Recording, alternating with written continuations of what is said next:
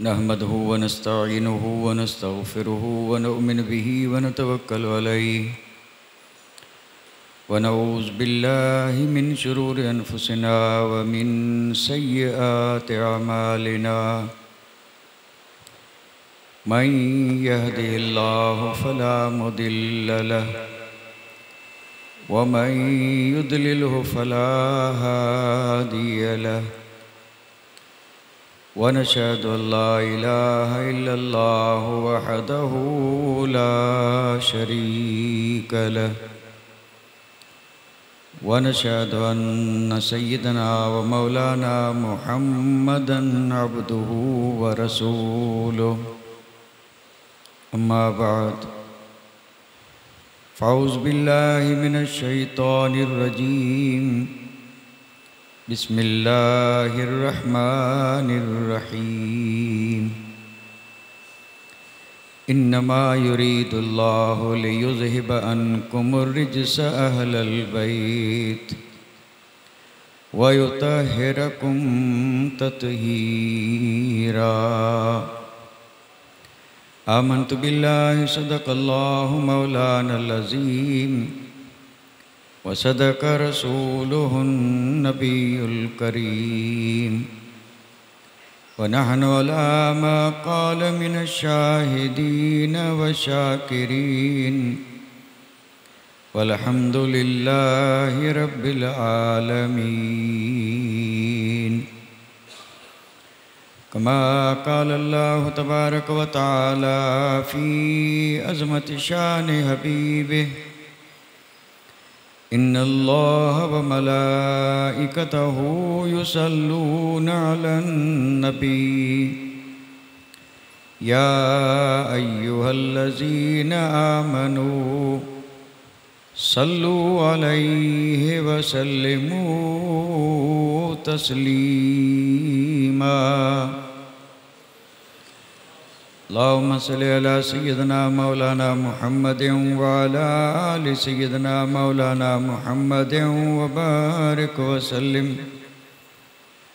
सलातन व सलामन अलैका या रसूलल्लाह सलातन व सलामन अलैका या हबीबल्लाह।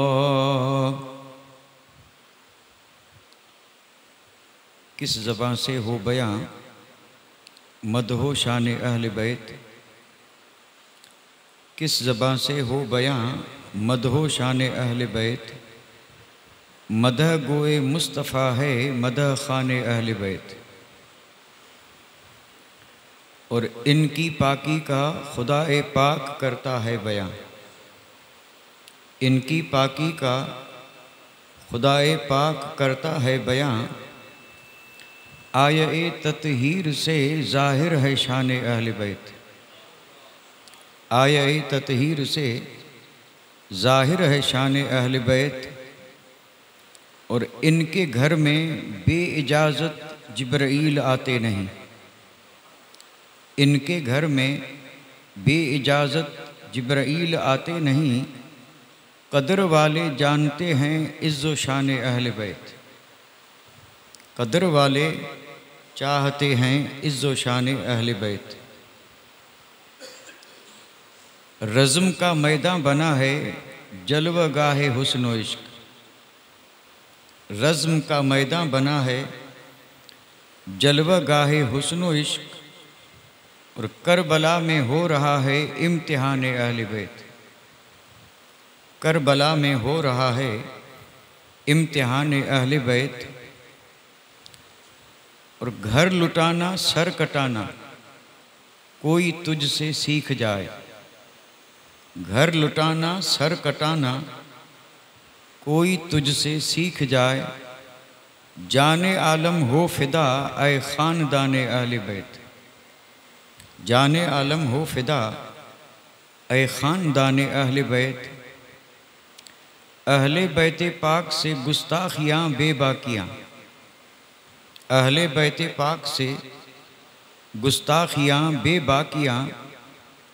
लअनतुल्लाह अलैकुम ऐ दुश्मनान अहल बैत, लअनतुल्लाह अलैकुम ए दुश्मनान अहले बैत, बेअदब गुस्ताख फ़िरके को सुना दे ए हसन। बेअदब गुस्ताख फ़िरके को सुना दे ए हसन, यूं कहा करते हैं सुन्नी दास्तान अहले बैत। यूं कहा करते हैं सुन्नी दास्तान अहले बैत। गिरामी कदर जी वक़ार उलमाए इज़ाम, मोहतरम व मुकर्रम सामईन किराम, आज हमें अपनी इस बाबरकत महफ़िल में बड़े अदब और एहतराम के साथ, अक़ीदत और मोहब्बत के साथ अहले बैत अतहार की अज़ीम और बाबरकत बारगाह में अपनी अक़ीदतों और मोहब्बतों का खिराज पेश करना है। अल्लाह ताला अपने हबीब के सदक़े में हम सब की हाज़िरी कबूल फरमाए और इस ज़िक्र खैर को अल्लाह ताला हम सब के लिए दोनों जहान की सआदत मंदी, नेक बख्ती और नजात का ज़रिया और सबब बनाए। खुतबा मसनूना के बाद मैंने कुरान मजीद और फ़ुरक़ान हमीद की जिस मुबारक, मुक़द्दस और बाबरकत आये करीमा को खुतबा मसनूना के बाद आप हज़रात की खिदमत में तिलावत करने का शर्फ़ हासिल किया है। इस मुबारक और मुक़द्दस आये करीमा का नाम ही है आये ततहीर। कुरान मजीद में कई आयात हैं कि जिन आयात के उस आयत में जो मज़मून बयान हुआ है उसके हिसाब से उन आयात के अलग अलग नाम हैं। तो इस लिहाज से इस आयत का नाम ही है आये ततहीर, यानी ये वो आयत है जिसमें अल्लाह तबारक व तआला ने आकाए नामदार ताजदार मदीना के घर वालों की पाकी का ज़िक्र फरमाया। अहले बैत पाक की पाकी का इस आयत मुक़द्दसा में ज़िक्र फरमाया रब ने। अल्लाह ताला ने इरशाद फरमाया, इन्नमा युरीदुल्लाह, अल्लाह ताला इरादा फरमाता है, लियुज़हिब अन्कुम रिज्स अहलल बैत, ऐ अहले बैत नबी, अल्लाह ताला इरादा फरमाता है कि तुमसे हर नापसंदीदा चीज़ को दूर फरमा दे, रिज्स को दूर फरमा दे और तुम्हें खूब खूब पाक, साफ और सुथरा कर दे। ये तो इस आयत मुक़द्दसा का हुआ तर्जुमा। लेकिन मैं हस्बे मामूल अहले बैत अतहार का ज़िक्र करने से पहले एक मुख्तसर सी तमहीद अर्ज़ करने का इरादा रखता हूँ। और ये बहुत ही मशहूर और मारूफ बात है, चूँकि अल्लाह ताला के फ़ज़ल व करम से हमें अहले बैत अतहार से भी मोहब्बत है और असहाब रसूल से भी मोहब्बत है। इसलिए हम जैसे अहले बैत अतहार का ज़िक्र अक़ीदत और मोहब्बत से करते, सुनते और सुनाते हैं, वैसे ही अल्हम्दुलिल्लाह असहाब रसूल का भी ज़िक्र हम हस्बे इस्तिताअत सुनते और सुनाते हैं और अल्लाह मज़ीद तौफ़ीक़ अता फ़रमाए। मैं अपनी गुफ्तगू का आगाज़ कर रहा हूँ सफ़र के बयान से। सफ़र यानी जिससे मुसाफिर, सफ़र ये महीना नहीं जो मुहर्रमुल हराम के बाद आ रहा है, ये नहीं, बल्कि यानी मुसाफिर जो सफ़र करता है तो एक तो सफ़र होता है खुश्की का और दूसरा सफ़र है दरियाई। तो खुश्की का सफ़र उसके लिए सवारियां जुदा जुदा हैं। एक वक्त था जब मौजूदा सवारियां अभी वजूद में नहीं आई थी, तब आदमी या तो पैदल सफ़र करता था या ऊंट पे या घोड़े पे या खच्चर पे या गधे पे, ये सवारी के जानवर थे। और ये सफ़र होता था खुश्की का और दूसरा सफ़र होता था दरिया का। और दरियाई सफ़र जो है वो इन सवारियों से हो ही नहीं सकता। तो दरियाई सफ़र के लिए इस्तेमाल करते थे कश्तियों को, और उन कश्तियों ही का दूसरा नाम है जहाज़। एक तो हवाई जहाज़ है और एक सिर्फ जहाज़ है। तो दरिया का सफ़र होता था कश्ती से और खुश्की का सफ़र होता था इन मुख्तलिफ सवारियों से। अब दरिया का सफ़र करने वाले लोग जो होते थे, जाहिर बात है उसके लिए कश्ती ज़रूरी है। अगर कश्ती न हो तो दरिया का सफ़र हो ही नहीं सकता। ये लंबे लंबे असफार जो हो रहे थे और हो रहे हैं, इसमें आदमी भी सफ़र कर रहे हैं और एक जगह से दूसरी जगह पर माल सामान भी जा रहा है। तो दरियाई सफ़र के लिए जहाज़ या कश्ती का होना लाजमी है। आज तो खैर तरक्की का दौर है, लेकिन माजी में, गुज़रे हुए ज़माने में कश्ती में सफ़र करने वाले जो होते थे उन्हें अपनी मंजिल और जहाँ उन्हें जाना होता था उसका पता लगाने के लिए उनके पास कोई आला, कोई औजार, कोई यंत्र, कोई चीज़ नहीं होती थी। और कश्तीबान जो होते थे, जो कश्ती को चलाते थे, वो इतने माहिर होते थे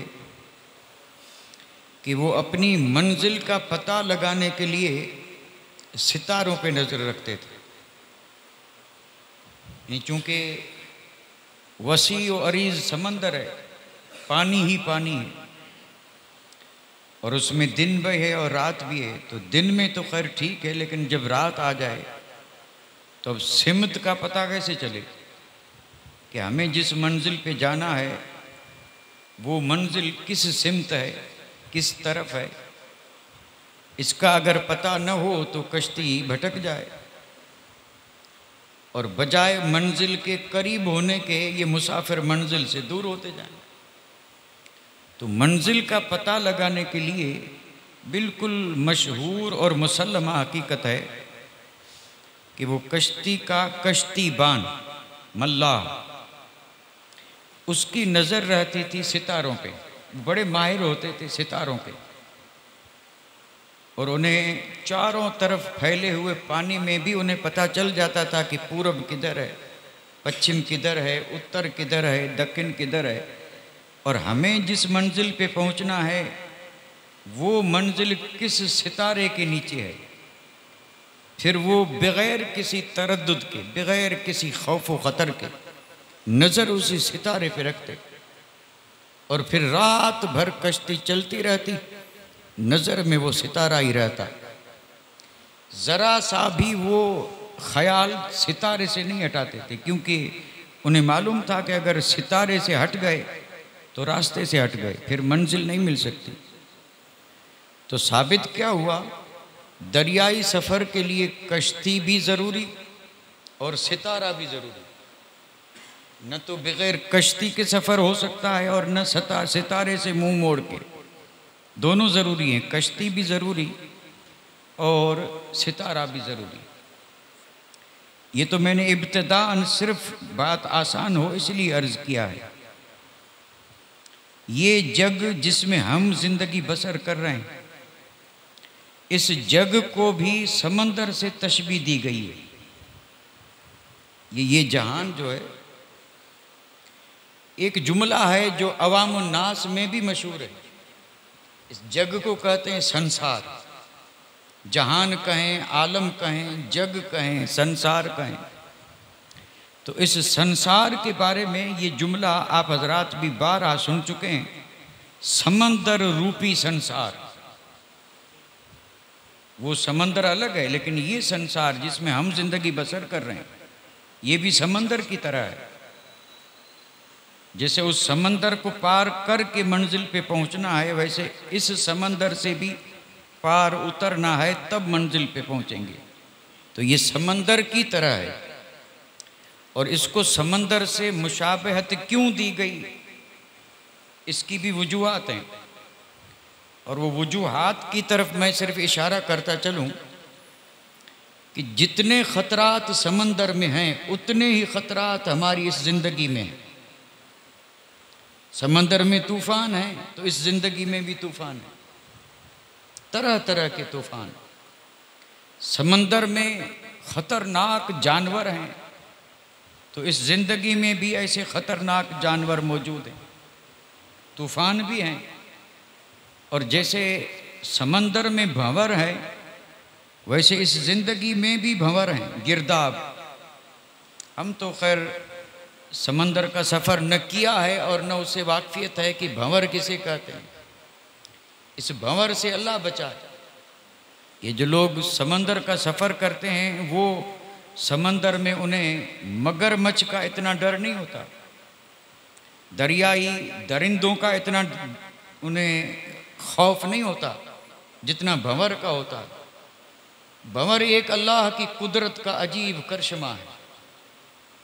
यानी समंदर का पानी घूम रहा है यूं और घूम करके अंदर जा रहा है। अब समंदर का पानी कोई नदी नाला थोड़े है कि जिससे अंदाज़ा लगा सकें कि इतना पानी है जो अंदर जा रहा है। समंदर है और समंदर में भंवर, ये है भंवर। यानी पानी घूम रहा है और यूं घूम करके अंदर जा रहा है। अब ये कब से जा रहा है, कितना जा रहा है, कहाँ जा रहा है, ये अल्लाह ही जाने। क्योंकि उस भंवर में जो गया वापस आने का तो कोई सवाल ही नहीं। बड़े बड़े जहाज भी अगर उस भंवर में फंस गए तो एक तख्ता भी फिर उनका बाहर नहीं आता, एक तख्ता भी किनारे पे नहीं आता। इसलिए भंवर का तो इस जहान, ये समंदर रूपी जहान जो है ना, ये इसमें भी भंवर हैं। अल्लाह उन भंवरों से बचाए। उस भंवर में अगर कोई आया तो दीन दुनिया से गया। और जैसे समंदर में दरिंदे हैं वैसे ही इस समंदर रूपी संसार में भी दरिंदे हैं, ख़तरात हैं।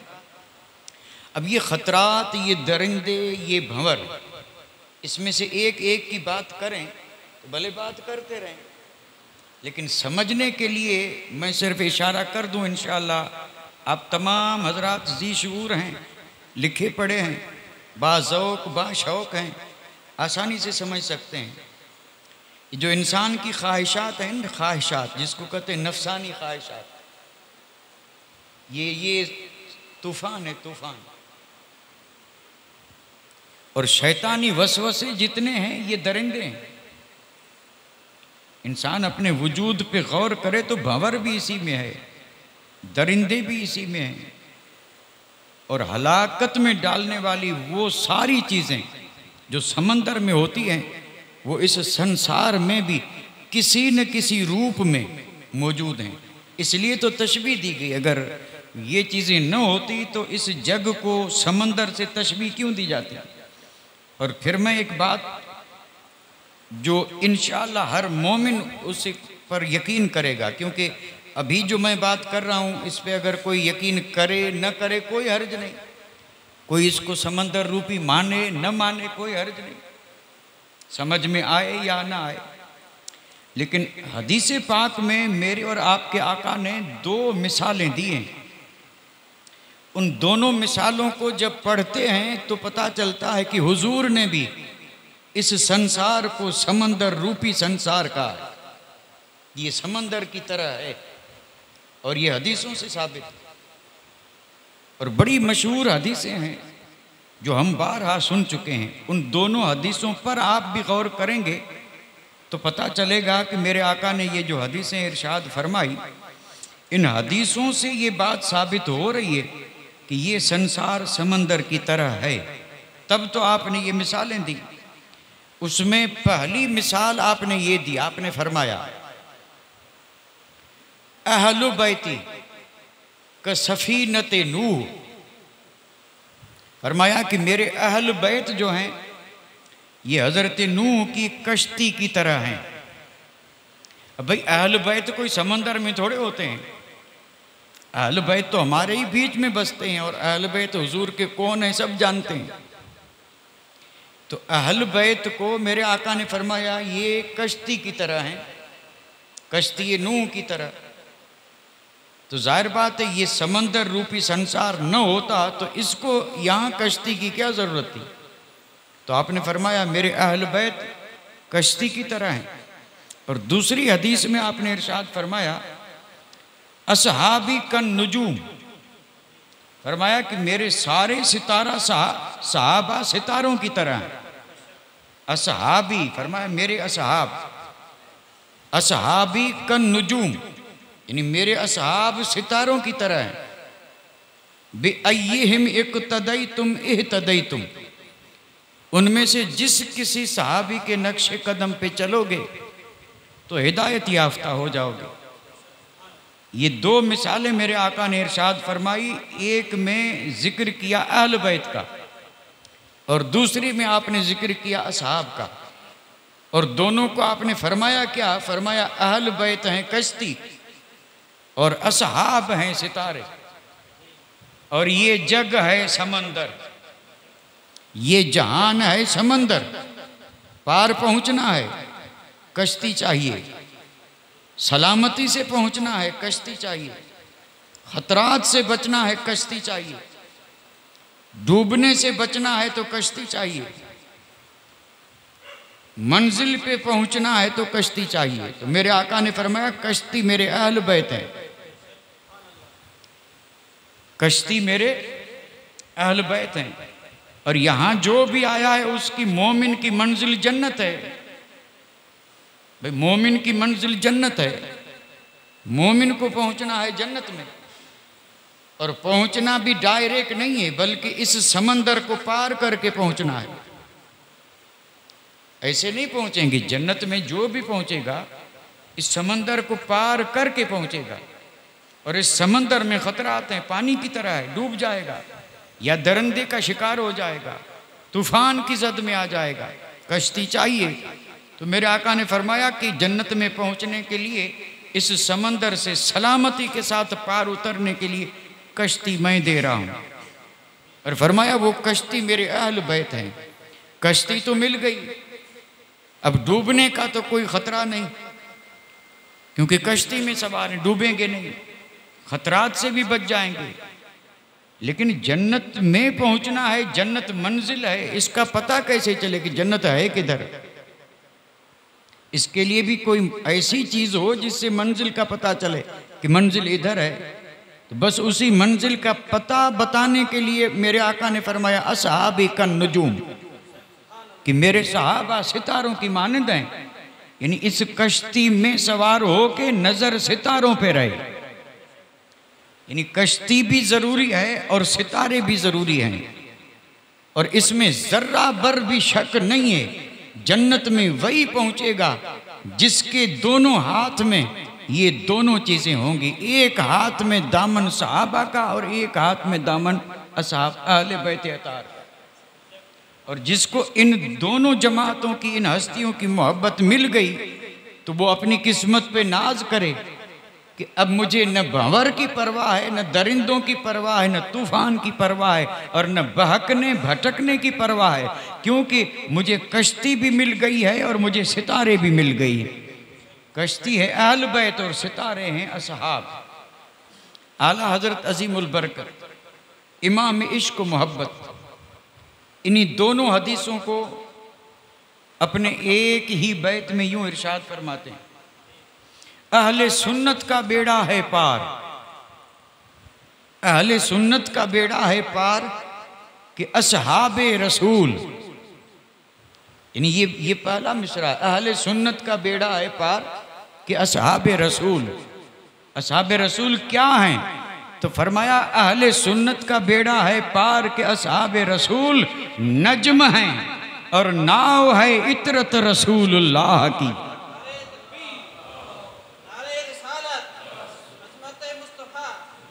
अहले सुन्नत का बेड़ा है पार के असहाबे रसूल नज्म हैं और नाव है इतरत रसूलुल्लाह की। वो जहन्नम में गया जो उनसे मुस्तगनी हुआ, हम रसूलुल्लाह के, जन्नत रसूलुल्लाह की। तो अल्हम्दुलिल्लाह हमारे हाथ में अल्लाह के फजल व करम से सहाबा कराम का दामन भी है और अहले बैत अतहार का दामन भी है, जिससे मतलब और मुराद ये कि हमें इस समंदर रूपी संसार में कश्ती भी मिली और सितारे भी मिले। बैठे कश्ती में, नजर हो तो कश्ती को छोड़ें तब भी मंजिल पे नहीं पहुंचेंगे।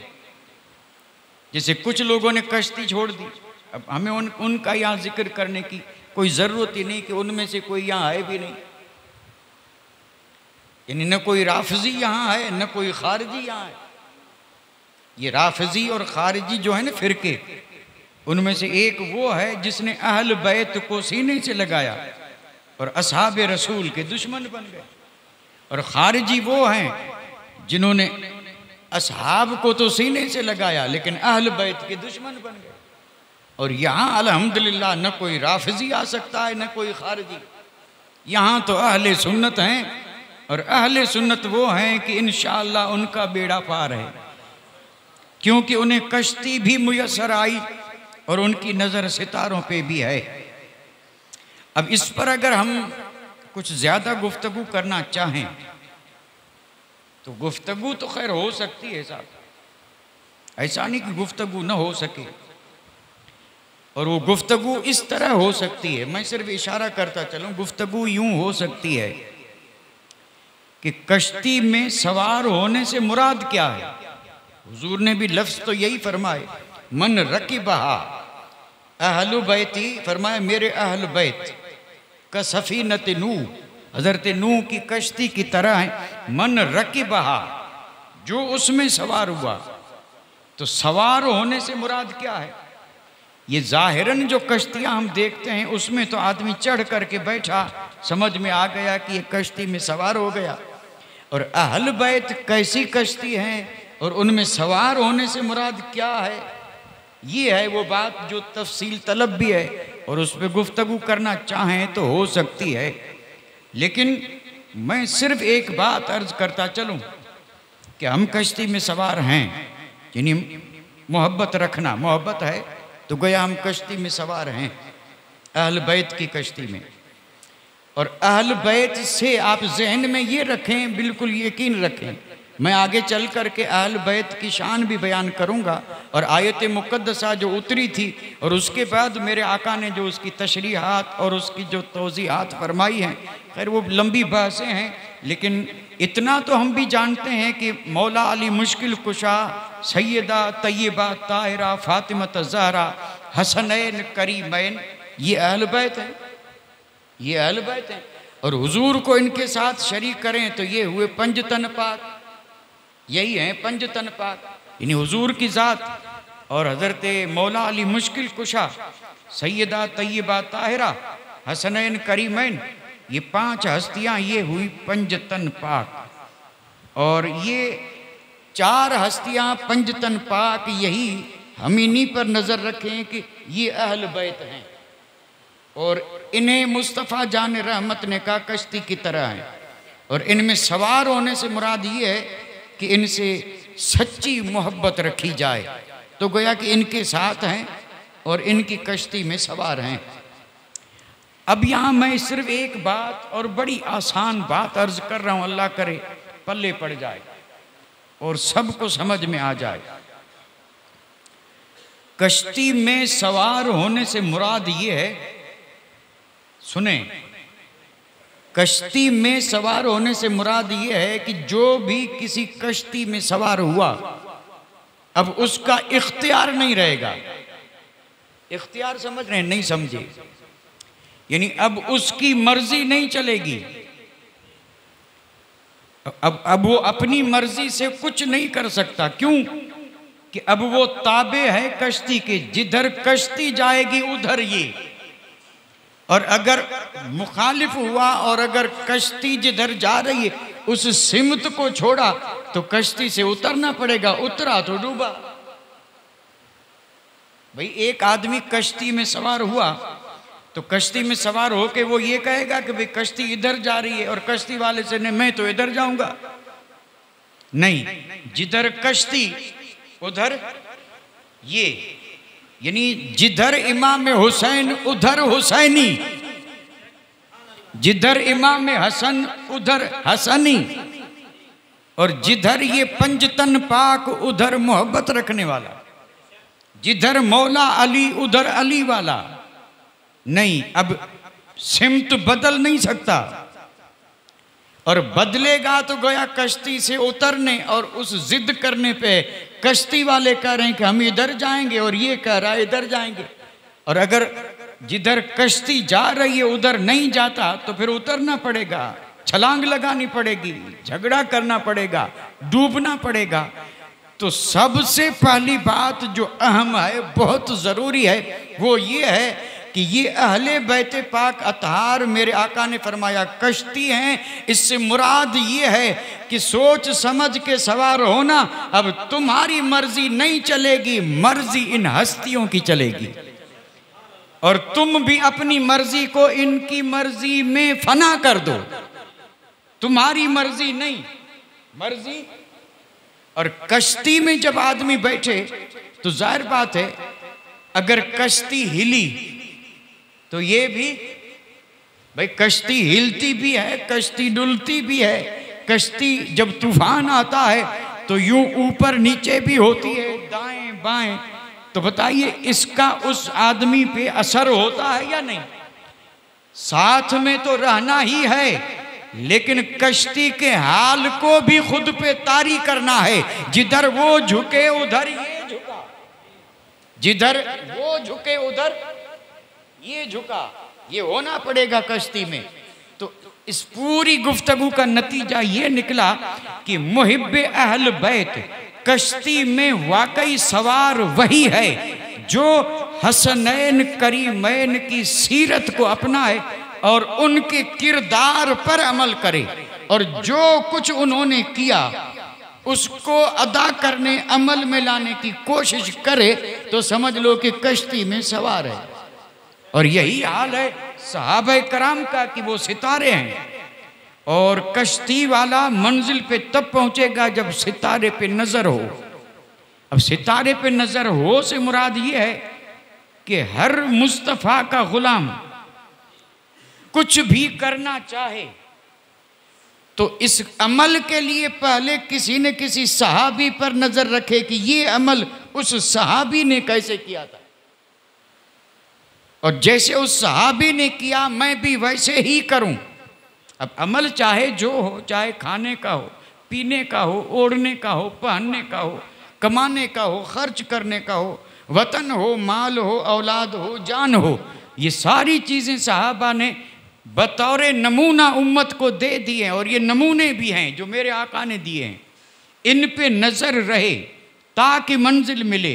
इन पे नज़र रहने से मुराद ये है कि इनकी सीरत पे नज़र रहे और सीरत को अपनाने की कोशिश करें। तो ये सीरत अगर किसी ने अपना ली तो न तो ये किसी समंदर में डूब सकता है और न ये कहीं भी बहक सकता है, न भटक सकता है, और ये सीधा मंजिल पे खैरियत से पहुंच सकता है। और यही बंदा मोमिन की कामयाबी है। तो अल्हम्दुलिल्लाह हम आज तक, देखिए आप हजरात जो बड़े शौक़ से तशरीफ़ ला रहे हैं, मुसलसल ज़िक्र हो रहा है।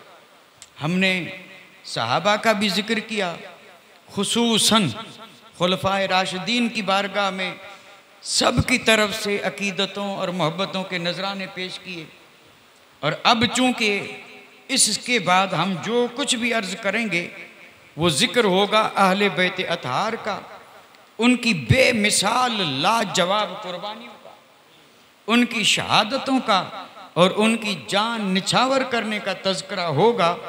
और इस तज़किरे को भी इंशाअल्लाह हम उसी तरह अदब एहतराम से और उसी तरह शौक़ और ज़ौक़ से सुनेंगे, ताकि अल्लाह ताला ये अजीम नेमत जो रब ने हमें अपने फ़ज़ल से दी है उसमें मज़ीद इजाफ़ा हो जाए। असहाब की मोहब्बत में भी अल्लाह इजाफ़ा फरमाए और अहले बैत अतहार की मोहब्बत में भी रब इजाफ़ा फरमाए। आयत मुक़द्दसा नाजिल हुई ये जो मैंने पढ़ी, इन्नमा। अब देखिए यहाँ तफसीर में जाने की ज़रूरत नहीं है, कोई ज़रूरत भी नहीं है। अब अगर मैं यहाँ ये बहस छेड़ूँ कि ये इन्नमा है क्या, सरफ़ी और नहवी, इसके फ़ायदे कवानीन कायदे क्या हैं और इसका इस्तेमाल जहाँ होता है तो वहाँ कौन सा माना बनता है और फिर उसका माना क्या करेंगे, तो ये तो तकरीर तो नहीं होगी, अलबत्ता पढ़ना पढ़ाना हो सकता है। तो इस तरह एक एक हरफ की तशरीह न करते हुए मैं वो तर्जुमा पेश कर रहा हूँ जो मैंने पहले किया भी है कि अल्लाह ताला इरादा करता है। अच्छा, एक बात आप अल्हम्दुलिल्लाह जानते हैं, अल्लाह जब इरादा फरमाए तबारक व तआला, जब इरादा फरमाए तो होता क्या है? इज़ा अराद शयअन फयकूल लहू कुन फयकून। ये कुन फयकून अल्फाज जो है ना, ये तो समझाने के लिए हैं। रब के इरादे से आलम बना है, बस इरादा फरमाया, चीज नहीं थी और हो गई। ज़मीनें नहीं थी, रब ने इरादा फरमाया उसी वक्त। यानी ये नहीं कि भाई अभी कुछ ताख़ीर होगी, कुछ देर होगी। जैसे कि हमें तो कोई चीज़ बनानी हो तो कितने पापड़ बेलने पड़ते हैं। हम तो क्या, ये बड़ी बड़ी ताकतवर हुकूमतें जो हैं वो भी जब किसी चीज़ को बनाती हैं तो उसे वक्त लगता है और कुछ उसके लिए मटेरियल भी जमा करना पड़ता है। अल्लाह ताला इससे पाक है। इरादा शयन, इरादा किया, फयकून, वो चीज़ हो गई। ये सारा जग इरादे से बना है। अल्लाह ताला ने इस आयत में रब ने फरमाया अल्लाह ताला इरादा करता है किस चीज़ का? इन्नमा युरीदुल्लाह, अल्लाह इरादा करता है ले युज़हिब अनकुम रिज्स, कि दूर फरमा दे तुमसे नापाकी को, नापसंदीदा चीज को। इस रिज्स की एक नहीं बल्कि कई एक मानी है रिज्स। और इस रिज्स को अगर कमा हक़्क़हू बयान करें तो कुरान मजीद में जहां जहां पर रिज्स का लफ्ज़ आया है वो सारी आयतें पढ़नी पड़ेंगी, सारी आयतें। और सारी आयतों का जो खुलासा होगा उसी का नाम होगा कि ये है रिज्स। अब रिज्स कोई मामूली चीज़ है, इसीलिए अहले बैत अतहार के उशाक, आशिक, मुफस्सिर, मुहद्दिस, उन्होंने इस आयत का ऐसा तर्जुमा किया कि कुरान मजीद में रिज्स के जितने मानी थे इन्होंने जो तर्जुमा किया वो सारे इसी में आ गए। जैसे कूजे में समंदर आ गया, उन्होंने इसका तर्जुमा ये किया है कि अल्लाह ताला इरादा फरमाता है ऐ नबी के घर वालों कि तुमसे हर नापसंदीदा चीज को दूर कर दे। देखिए तर्जुमा ये किया रिज्स का, यानी हर नापसंदीदा चीज, यानी हर वो चीज चाहे छोटी चाहे बड़ी, चाहे उसका ताल्लुक इंसान के जाहिर से हो, चाहे उसका ताल्लुक इंसान के बातिन से हो, चाहे उसका ताल्लुक इस जहान से हो, चाहे उसका ताल्लुक उस जहान से हो, हर वो चीज़ जो नापसंदीदा है, जिसको कोई पसंद करता ही नहीं, ऐसी हर नापसंदीदा चीज़ से अल्लाह ताला ऐ नबी के घर वालों तुम्हें पाक फरमाने का इरादा फरमाता है। तो पता क्या चला कि अल्लाह ताला ने अहले बैत अतहार को मुकम्मल पाक फरमा दिया, जाहिरन बातिनन, न कोई गुनाह की नापाकी, न कोई मेल कुचेल, न कोई अजाब, किसी तरह की कोई भी चीज नहीं जो कि नापसंदीदा हो, सारी चीज़ों से अल्लाह ने पाक कर दिया। और जब पाक कर दिया तो अल्हम्दुलिल्लाह आज तक इन हस्तियों का नाम जो भी लेता है नाम लेवा, नाम वही लेता है जो नाम लेवा है। दुश्मन को इससे क्या लेना देना, वो नाम ले ही नहीं सकते। लेकिन जो नाम लेवा हैं, और अगर वाकई सच्चे नाम लेवा हैं, सच्चे नाम लेवा भाई, इन हस्तियों के नाम लेवा हम भी हैं ना, अल्लाह सच्चा बना दे। तो सच्चे जब इनका नाम लेते हैं तो वो नाम लेने से पहले खुद पाक होते हैं। ये इस पे जरा गौर कर लें। यानी इन हस्तियों के नाम लेने के लिए जो नाम लेना चाहता है वो पहले खुद पाक होता है। हम वुजू किस लिए करते हैं? ताकि पाक हो, क्यों? नमाज पढ़नी है। तो जैसे नमाज के लिए वुजू करते हैं वैसे ही वुजू करके फिर इनका नाम लिया जाता है। और ये वही हैं जो इनकी अजमत को जानते पहचानते हैं। नहीं जानते पहचानते उन्हें इससे कोई लेना देना नहीं।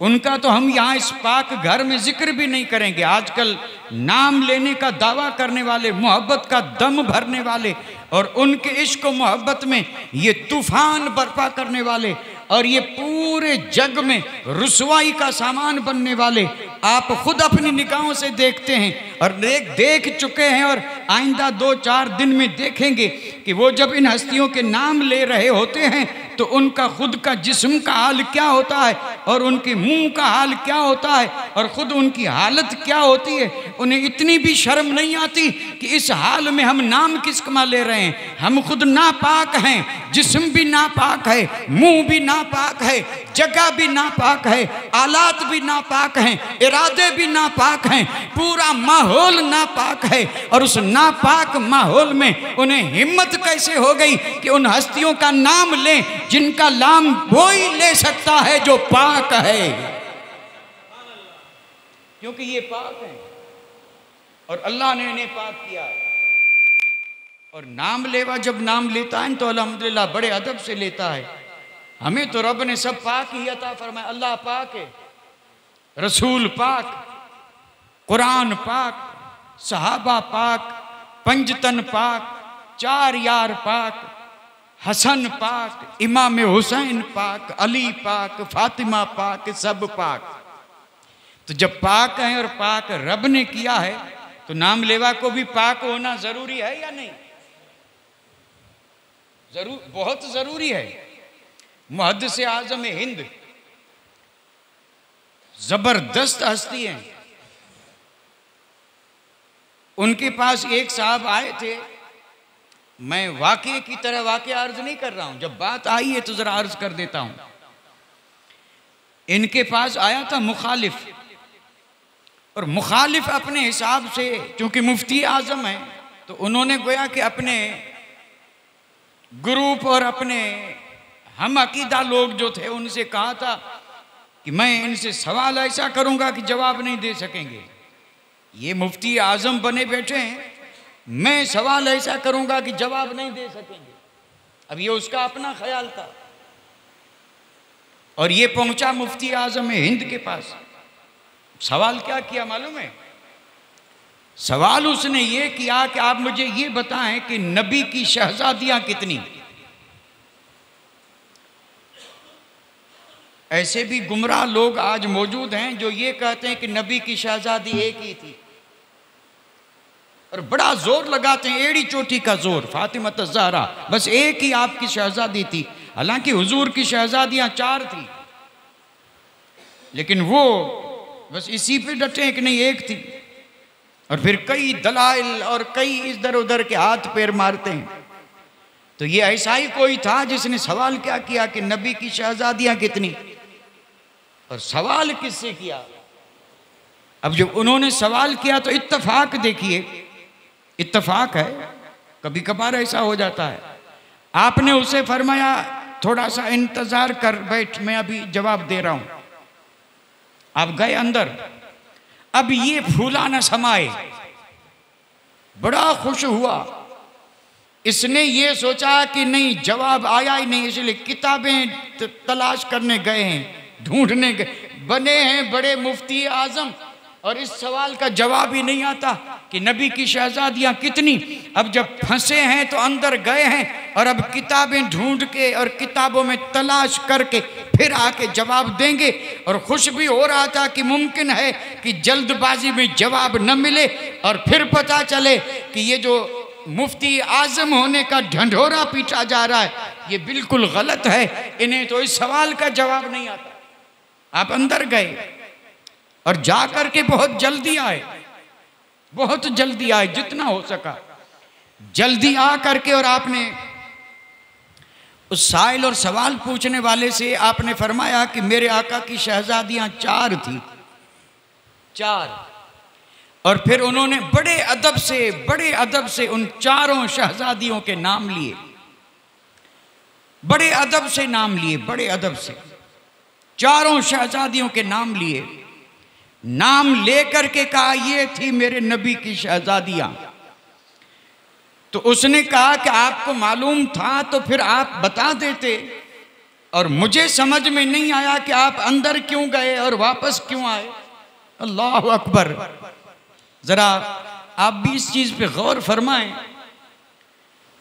मुफ्ती आजम हिंद ने कहा कि कसम रब की, मैं इत्तफाक ऐसा हुआ कि मैं इस वक्त वुजू से नहीं था जब इसने आकर के ये सवाल किया, वरना तो वो वुजू ही से रहते थे। इत्तफाक, मैंने पहले ही कह दिया, इत्तफाकन उस वक्त आप वुजू से नहीं थे। इसने आके पूछा कि नबी की शहजादियां कितनी थी, नाम बता। तो इन्होंने कहा मैं वुजू से नहीं था और मैं अंदर इसलिए गया था कि मैं वुजू करके आऊं और फिर नबी की शहजादियों का नाम लूं।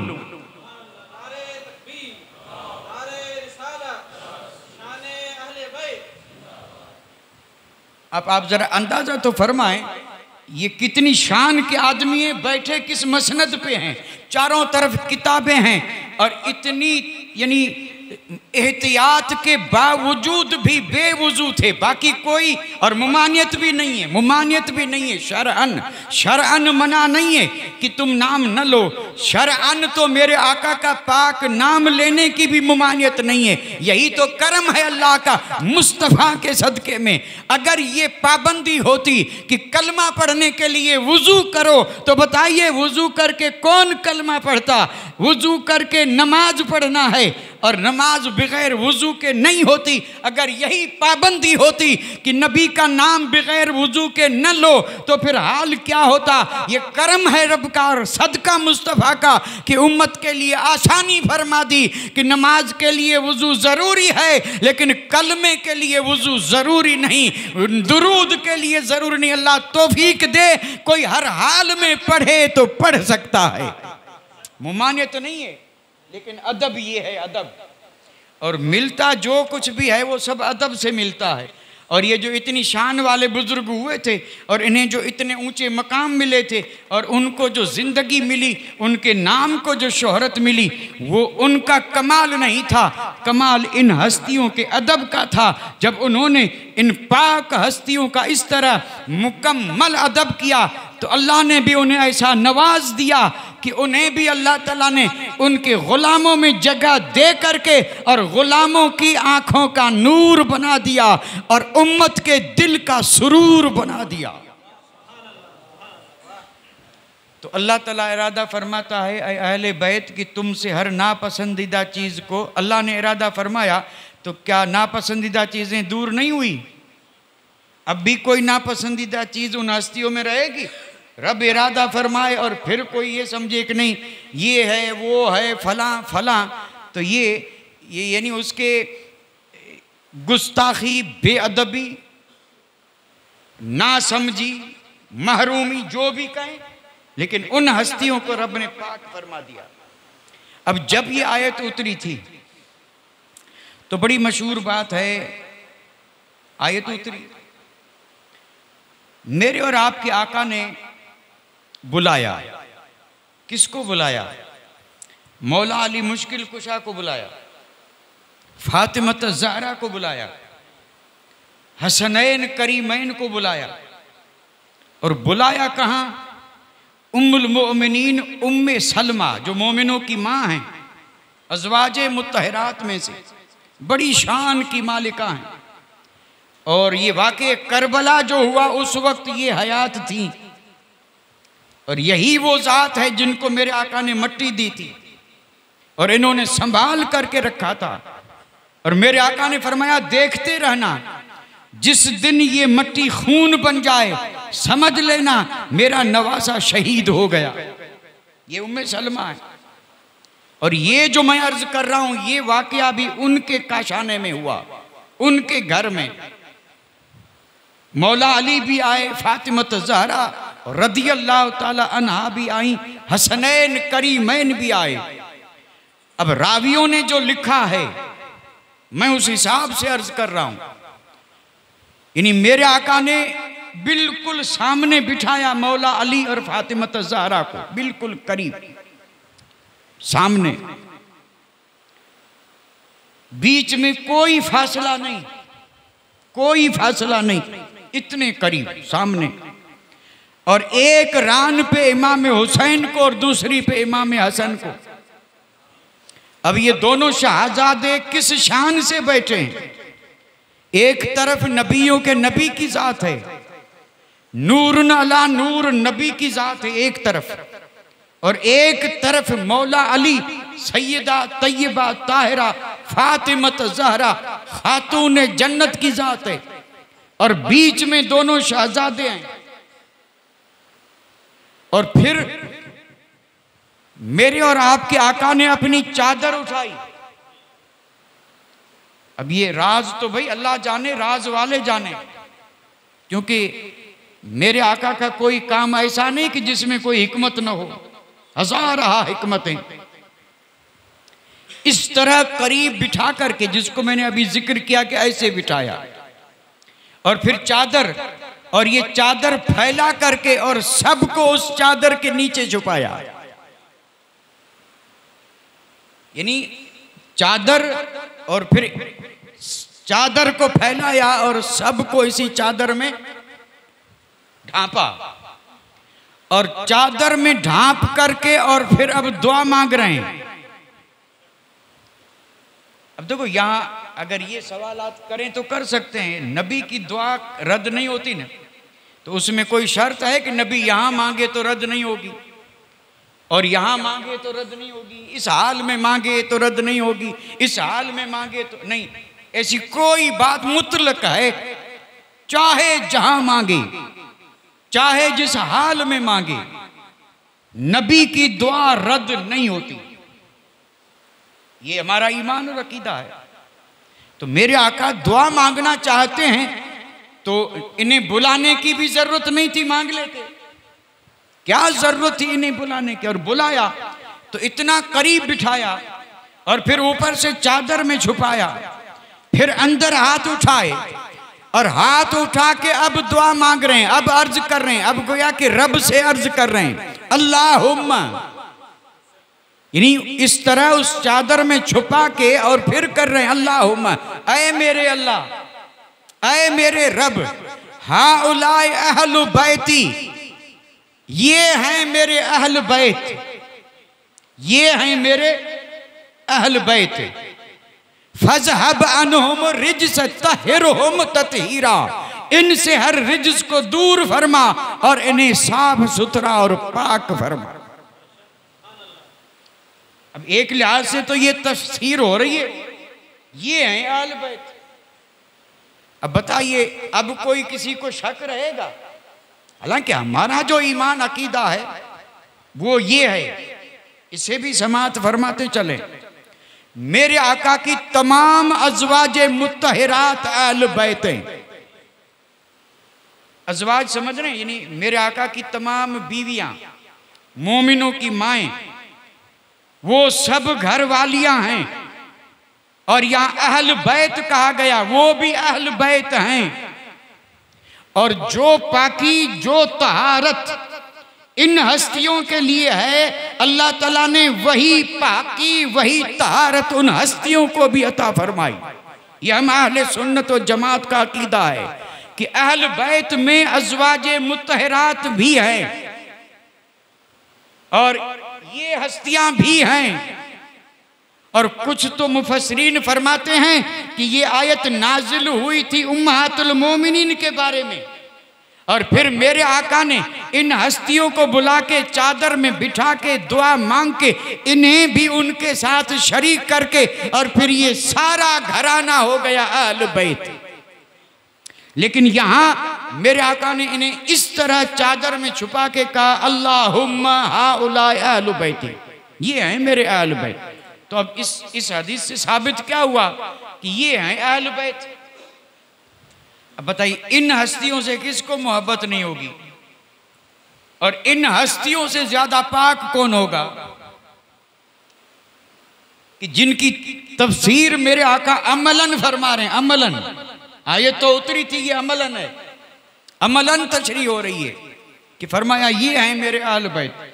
और इसी पर बस नहीं, और हदीस में तो ये आता है कि उम्मुल मोमिनीन उम्मे सलमा वहीं पास मौजूद थी, और जब आपने ये दुआ मांगी तो उन्होंने चादर का पल्लू उठा करके कहा कि मुझे भी इसमें शामिल कर लें। तो आपने फरमाया अंत अला खैर, फरमाया तू भी खैर पर है। उस वक्त आपने उनको भी इनके साथ शामिल नहीं किया, और आपने दुआ मांगी कि ये मेरे अहल बैत हैं। और ये तो मशहूर बात है। उसके बाद भी इसकी तशरीह इस तरह होती रही, एक रिवायत में 40 दिन और एक रिवायत में तकरीबन 8 महीने तक। 40 दिन का भी जिक्र है, 8 महीने का भी जिक्र है। यानी जब ये आयत उतरी उसके बाद 40 दिन या 8 महीने तक फज्र के वक्त तहज्जुद के बाद मेरे और आपके आका जब अपने काशाने और हुजरे से निकलते, मस्जिद नबवी की तरफ जाना है और सहाबा को फज्र की नमाज पढ़ाना है, तो आयत उतरने के बाद आपका मामूल ये था कि अपने हुजरे से निकल के सीधे मुसल्ले पे नहीं जाते थे, बल्कि हुजरे से निकल के दरवाज़े खातूने जन्नत पे जाते। फातिमत ज़हरा, सैयदा, तय्यबा, ताहिरा और उनके शहजादे हसनैन घर मौला अली का, और नबियों के नबी हैं और दरवाजे पे खड़े हैं। और दरवाजे पे खड़े हो के आप क्या फरमाते? अस्सलात अहलल बैत। यानी दरवाजे पे खड़े हो के आप फरमाते क्या कि नबी के घर वालों नमाज, नमाज, अस्सलात अहलल बैत। और ये इस तरह आप आवाज दे के और फिर आयत पढ़ते, फिर आयत भी पढ़ते, इन्नमा युरीदुल्लाहु लियुज़हिबा अन्कुम अर्रिज्स अहलल बैत व युताहिरकुम तत्हीरा। यानी पाक हैं, इसमें कोई शक नहीं। नबी पाक ने आयत भी पढ़ी, इसमें भी शक नहीं। लेकिन ताकीदन मेरे आका हुक्म फरमा रहे हैं अस्सलात अहलल बैत। यहाँ मैं आपसे भी पूछूं कि क्या उन अहल बैत में नमाज की कमी थी? क्या वो नमाज नहीं पढ़ते थे या कभी कभी छोड़ देते थे? क्या अली नमाजी नहीं थे? क्या फातिमत ज़हरा नमाज नहीं पढ़ती थी? क्या हसनैन नमाज नहीं पढ़ते थे? हम और आप तो बारहा सुन चुके हैं फातिमत ज़हरा की नमाज का हाल, मौला अली की नमाज का हाल। उन्होंने तो नमाज वो पढ़ी है कि कयामत तक नमाज उन पे नाज कर रही है।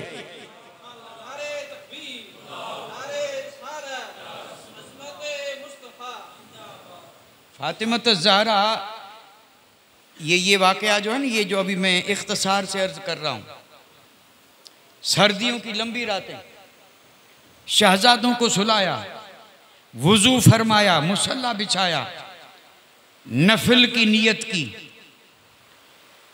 सारी रात खड़ी हैं, अभी एक रकात भी मुकम्मल नहीं हुई कि वक्त हो गया तहज्जुद का। वहां मदीने में तहज्जुद की अजान होती थी, आज भी होती है। ये तहज्जुद भी एक नमाज है। नमाज जैसे ये 5 वक्ता नमाजें हैं ना, वैसे एक नमाज और भी है जिसको तहज्जुद कहते हैं, और ये सहर के वक्त पढ़ी जाती है।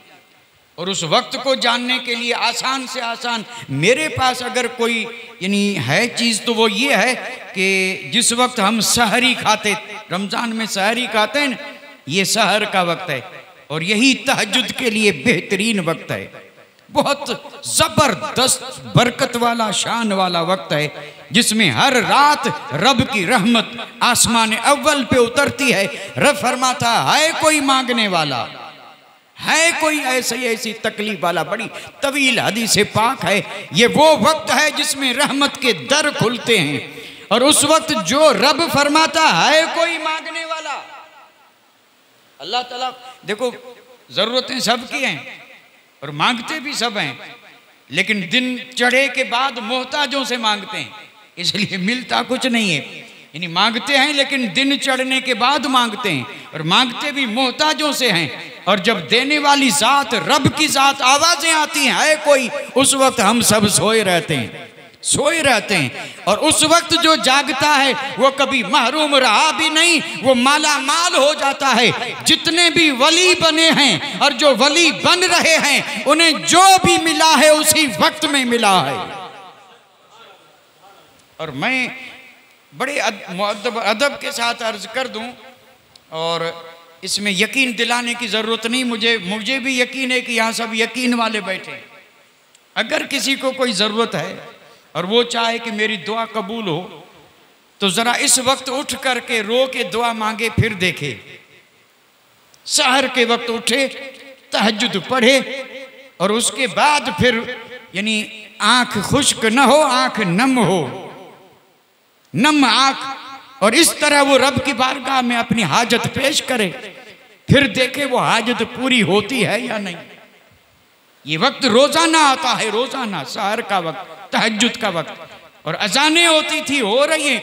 और जैसे हम 5 वक्त नमाज के लिए आते हैं, वैसे गुलाम आज भी इसी तरह तहज्जुद के लिए आते और जाते, तहज्जुद के लिए आते और जाते हैं। तो फातिमा ज़हरा ने मुसल्ला बिछाया, रात भर रब की इबादत में तहज्जुद की या फजर की अजान हुई, जल्दी जल्दी नफिल पूरे किए, हाथ उठाए, हाथ उठा के ये नहीं कि रात भर इबादत की है अपनी कोई हाजत मांग लें, कोई ज़रूरत पेश कर दें कि मौला मेरी ये ज़रूरत है और इसे पूरी फरमा दे। नहीं, ऐसी कोई चीज़ कभी मांगी भी नहीं, और अगर ज़रूरत मांगी भी है तो मेरे आका ने जवाब में जो दिया है वो दुनियावी कोई चीज़ नहीं है, वही उम्मत के लिए क़यामत तक तस्मीए फातिमा बन के मिला है।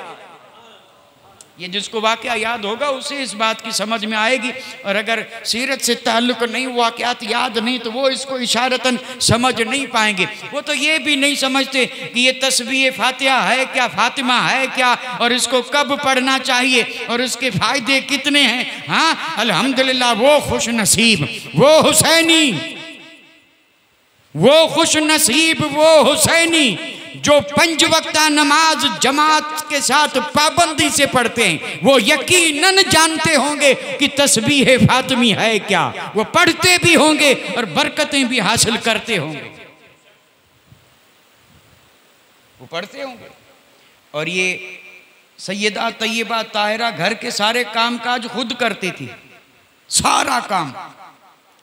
और मौला अली ने कहा कि कनीज़ें आई हैं और अपने अब्बा हुजूर से जाके कहो एक कनीज़ दे दें ताकि काम में हाथ बटाएं। आप गई थी, और वो भी सीधे डायरेक्ट नहीं, बल्कि वो भी बिलवास्ता अर्ज किया था उम्महातुल मोमिनीन के जरिए। आप गई थी, उस वक्त आका से मुलाकात नहीं हुई, किसी उम्मुल मोमिनीन से कह के आई कि इसलिए आई थी कि मुझे खादिमा चाहिए जो घर के काम में हाथ बटाए।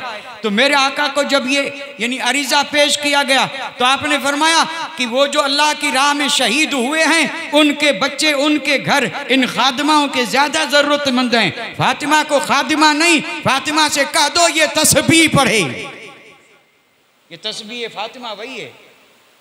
तो सैयदा तैयबा ताहिरा नमाज का हाल ये था कि वो हाथ उठा के दुआ ये मांगती हैं कि मेरे करीम रब, तूने रातें कितनी छोटी बनाई हैं कि तेरी बंदी फातिमा की 2 रकातें भी पूरी नहीं होती हैं और तेरी रात पूरी हो जाती है। अब मेरी दुआ ये है कि मौला कोई एक रात तो इतनी लंबी बना कि फातिमा के 2 नफल पूरे हो जाएं।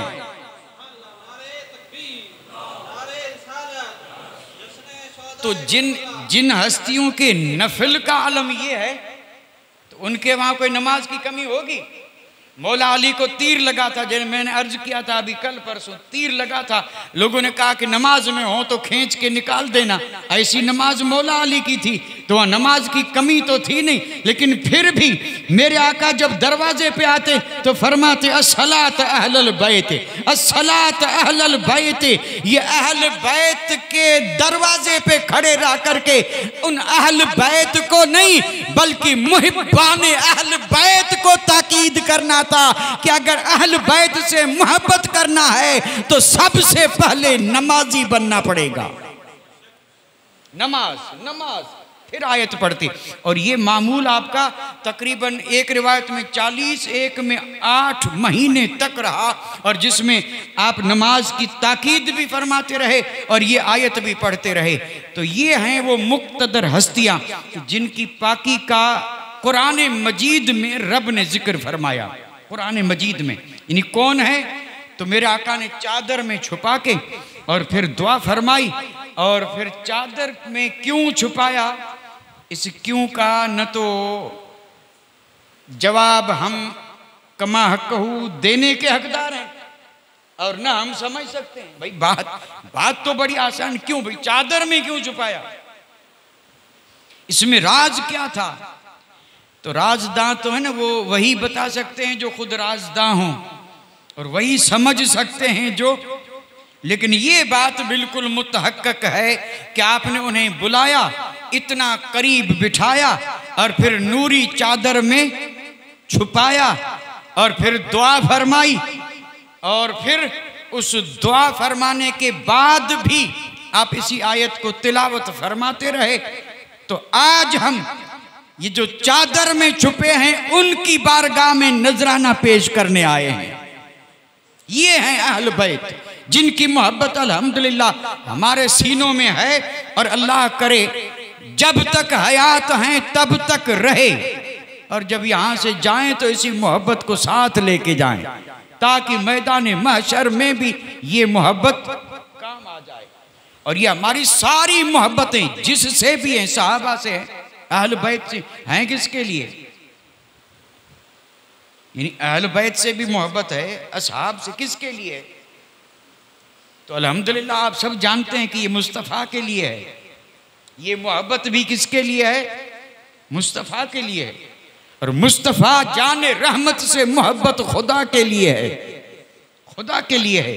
तो नतीजा क्या निकला कि चाहे अहल बैत की मोहब्बत हो, सच्ची हो, चाहे असहाब की मोहब्बत हो, चाहे मेरे आका की मोहब्बत हो, नतीजा ये है कि ये सारी मोहब्बतें अल्लाह के लिए हैं।